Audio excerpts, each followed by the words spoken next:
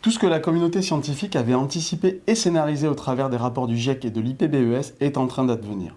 Les marqueurs du dérèglement climatique et de l'effondrement de la biodiversité font désormais la une partout dans le monde. Si la gravité des phénomènes est mieux comprise, la communauté internationale tarde encore à engager les transformations nécessaires. Les décideurs s'inquiètent aussi, à juste titre, de l'acceptation par les populations de changements profonds à conduire qui impacteront fortement les modes de vie et cherchent des solutions économiquement et socialement acceptables pour assurer des transitions dites justes. Face à ce contexte difficile mais réaliste, des initiatives émergent à l'échelle internationale, européenne et nationale pour engager les transitions nécessaires malgré des tensions politiques et des conflits d'intérêts qui pèsent sur leur mise en œuvre. Nous fêtons cette année les 10 ans de l'accord de Paris sur le climat. C'est ici l'occasion de mesurer le chemin parcouru et ce qu'il reste à accomplir. La planète continue de brûler, mais nous ne détournons plus le regard.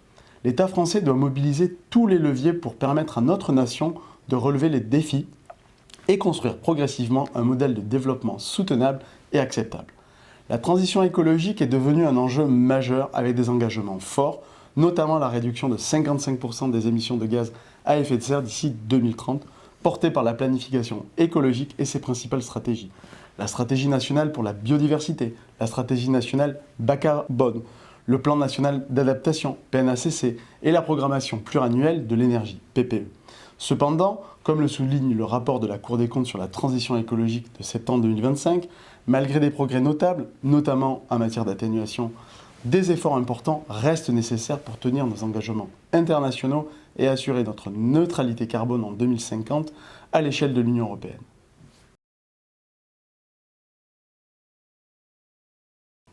La planification écologique impose une action collective. Notre ministère et tous les établissements d'enseignement supérieur et de la recherche ont un rôle essentiel à jouer. Nous devons former, produire des connaissances et concevoir des solutions adaptées pour permettre à la nation de répondre aux grands défis de la transition écologique. Dans cette perspective, notre ministère a adopté dès novembre 2022 un plan climat, biodiversité et transition écologique pour l'ESR. Ce plan a constitué notre feuille de route depuis 4 ans. Et un premier bilan nous permet aujourd'hui d'identifier le chemin qu'il reste à parcourir, une trajectoire de transformation exigeante.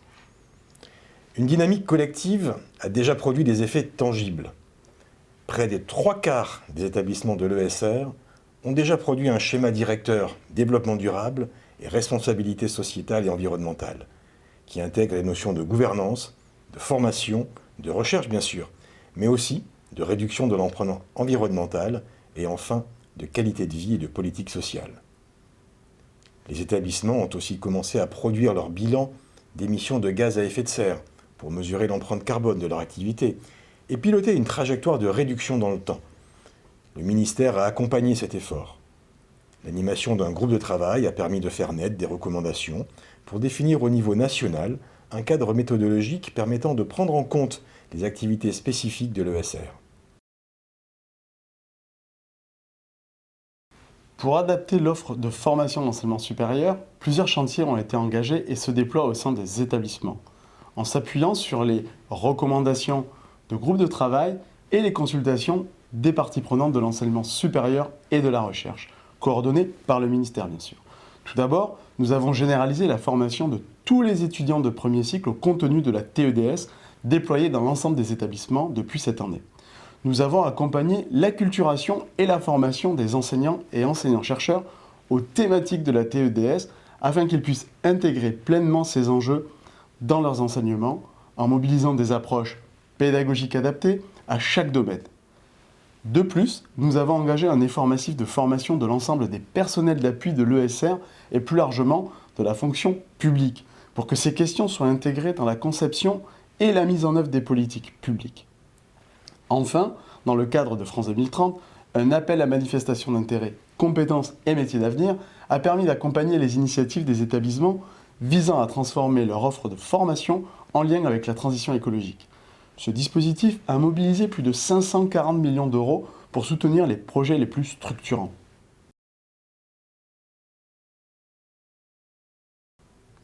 Dans le domaine de la recherche, France 2030 a aussi permis de mettre en avant, au niveau national, les nouveaux instruments, les programmes et équipements prioritaires de recherche, les PEPR, dont certains portent spécifiquement sur les enjeux de la transition écologique. Notons aussi la création en 2024 des agences de programme, dont 3 sont au cœur de la transition écologique. Climat, biodiversité, société durable, portée par le CNRS, énergie décarbonée, portée par le CEA, et enfin, agriculture et alimentation durable, forêt, ressources naturelles associées, portée par INRAE. Citons aussi l'intégration de la transition écologique pour un développement soutenable dans les référentiels du HCERS et des COMP, ou bien le label Développement durable et responsabilité sociétale qui consacre l'action de nombreux établissements dans ce domaine. La première utilité d'une nouvelle version du plan climat, biodiversité et transition écologique est avant tout politique, en assurant un portage au plus haut niveau du ministère, par le ministre bien sûr, mais également par les directions générales, afin de maintenir la dynamique de l'enseignement supérieur et la recherche, malgré les incertitudes et les défis actuels. Cette mise à jour est indispensable. Elle permet d'adapter le contenu du plan aux nouvelles orientations des stratégies nationales évoquées précédemment. Nous esquissons ici quelques-uns des sujets susceptibles d'y figurer, mais ce sont surtout les échanges de cette journée nationale qui nourriront la réflexion collective destinée à aboutir à un plan partagé par tous. 5 axes sont ciblés dans cette nouvelle version. L'évolution de l'offre de formation au regard des besoins en compétences de la transition écologique. La recherche et la programmation porteuses de solutions aux enjeux de transition écologique. L'adaptation au changement climatique et à ces événements extrêmes. La métrique de la biodiversité et de l'empreinte des activités humaines. La frugalité numérique. Dans le domaine de la formation, fort des résultats déjà obtenus, nous devons poursuivre le chantier de l'évolution de l'offre de formation pour répondre aux besoins en compétences de tous les métiers concernés par la transition écologique, en particulier les métiers verts qui en constituent le cœur. Après avoir intégré la TEDS dans l'offre de formation existante, nous devons désormais construire une offre nouvelle capable de répondre pleinement aux besoins émergents. Cette transformation exige une cartographie précise et exhaustive de l'existant, décrivant finement le contenu de chaque formation, ainsi que des outils de pilotage permettant nationalement et territorialement d'orienter son évolution dans chaque établissement. Pour y parvenir, le ministère, en lien étroit avec l'ensemble des établissements, doit définir les cadres méthodologiques dans les nouveaux COMP et déployer les outils nécessaires, tels que fresques et cadrans, afin de structurer un véritable dialogue entre la demande en compétences et l'offre de formation sur chaque territoire. Et face à l'augmentation en fréquence et en intensité des phénomènes extrêmes climatiques, le Haut Conseil pour le climat et la Cour des comptes insistent sur la nécessité de développer des actions en faveur de l'adaptation. Dans cette optique, un nouvel outil a été intégré dans la nouvelle version du Plan national d'adaptation au changement climatique, un référentiel qui permet de qualifier, à l'échelle des territoires, les vulnérabilités structurantes et les risques qui en découlent. Cela permet aussi de mettre en place des mesures préventives, et le ministère veillera aussi à construire une métrique capable de mesurer l'empreinte des activités humaines sur la biodiversité, pour laquelle il n'existe encore de cadre méthodologique solide et reconnu par tous. Une nécessité pour piloter des trajectoires de réduction de cette empreinte. Enfin, nous devrons nous pencher sur la question de la sobriété numérique dans un contexte de montée en puissance de l'IA générative et du numérique.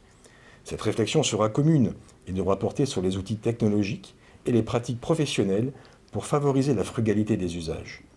Le ministère s'engage à accompagner les établissements de l'ESR dans cette dynamique d'adaptation. La tenue de cette journée nationale constitue la première étape de l'élaboration d'une nouvelle version du plan climat, biodiversité et transition écologique pour l'enseignement supérieur et la recherche. Le ministère souhaite que cette démarche s'appuie largement sur la participation des parties prenantes de l'ESR, garantissant ainsi un engagement fort lors de sa mise en œuvre. Notre objectif est clair et ambitieux. Produire d'ici la fin de l'année 2026 un document que le ministre pourra endosser, porté par le haut fonctionnaire au développement durable, au nom de nos 2 directions générales, et qui traduira notre ambition collective pour l'avenir.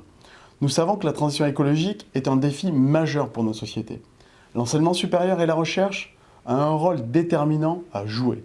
Éclairer le futur, montrer qu'un chemin est possible et démontrer que malgré les incertitudes et les obstacles, nous pouvons préserver notre avenir pour les générations à venir. C'est pourquoi nous devons être inventifs, engagés, exemplaires et solidaires. Nous savons pouvoir compter sur chacun d'entre vous pour relever ce défi avec détermination et responsabilité.